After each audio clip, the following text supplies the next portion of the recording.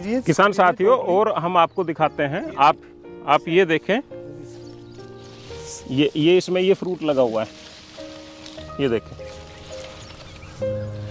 और आगे आपको दिखाते हैं, ये देखें।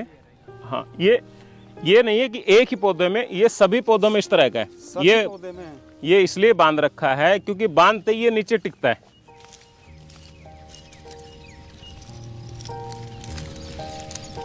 ये भी